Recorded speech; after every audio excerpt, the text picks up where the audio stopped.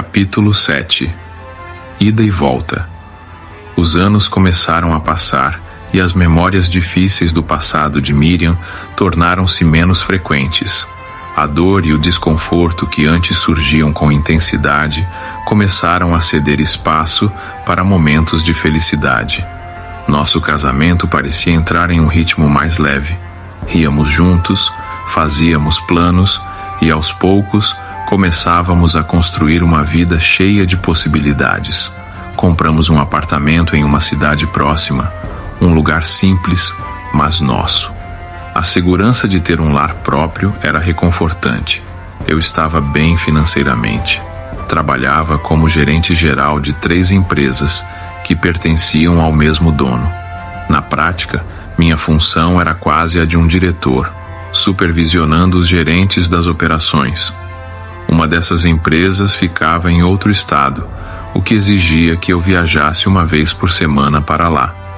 Eu pegava um voo, resolvia as pendências e voltava para casa no dia seguinte. Isso virou nossa rotina. Um dia longe, 6 dias perto, mas sempre mantendo a constância em nosso casamento. Nos momentos em que estava em casa, procurávamos aproveitar ao máximo. Fazíamos pequenas viagens, alugávamos carros para conhecer lugares diferentes e até adotamos um cachorro.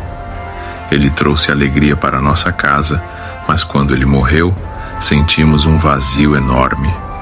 Adotamos outro cachorro para preencher esse espaço. Era como se estivéssemos constantemente tentando manter a felicidade fluindo, mesmo com os desafios que surgiam de vez em quando.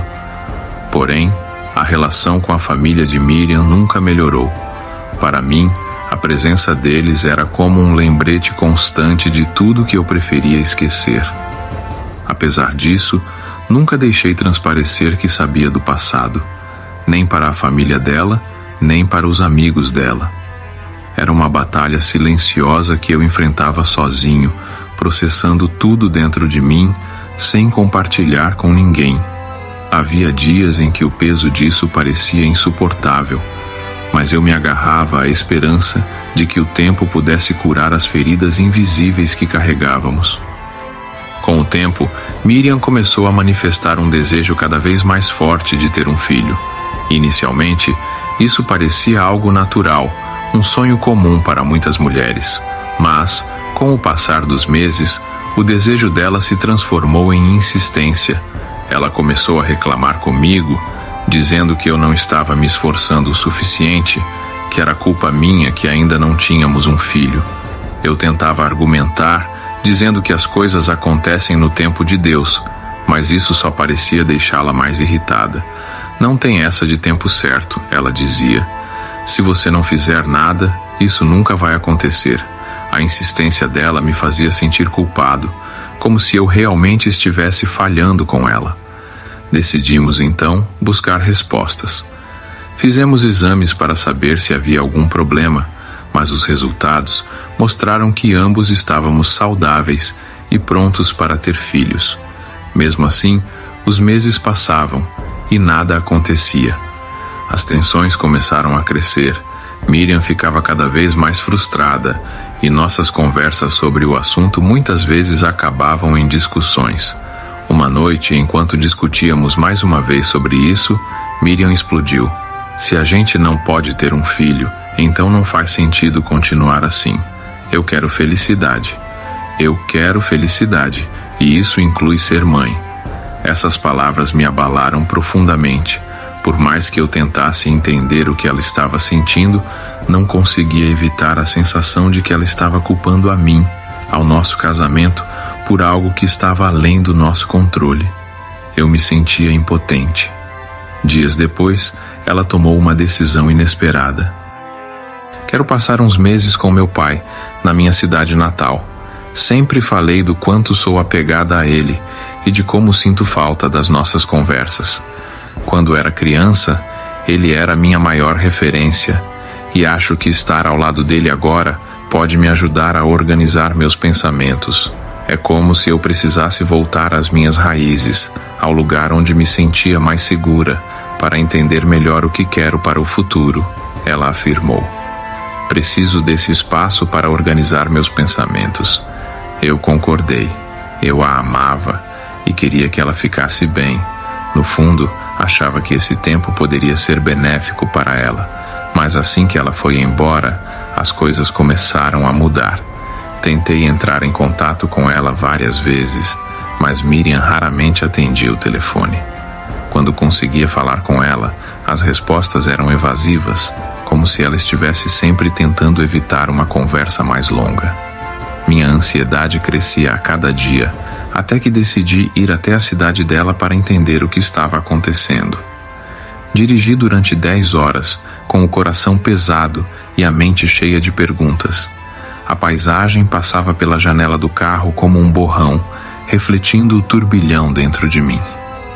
Quando cheguei, Miriam parecia surpresa em me ver. Perguntei por que ela não atendia minhas ligações e o que realmente estava acontecendo. Ela respondeu com um tom distante. Eu só preciso de mais tempo. Quanto tempo, Miriam? Eu não posso continuar assim sem saber o que está acontecendo. Só me dá um tempo, por favor.